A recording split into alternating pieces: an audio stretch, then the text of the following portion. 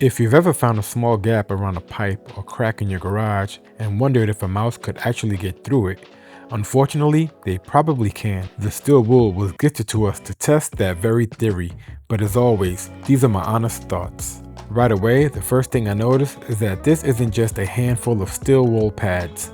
It comes in one continuous 65-foot roll, so it looks like you'll have plenty of material for multiple projects around the house, especially the one I have.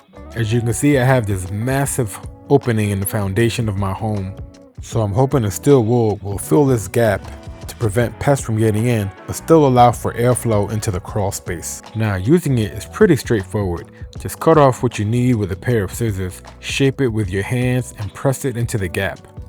I'm pretty excited this roll is so large because, as you can see, I have a really big opening to fill, and this should be plenty. One thing that I like is that it's flexible enough to pack into odd-shaped spaces, but dense enough that it stays in place once it's installed. I would definitely recommend not to try this like me without wearing gloves, because I can definitely feel the fibers, which can be a little sharp while you are working with it. Another nice thing is that you're not buying something that's only useful for one job.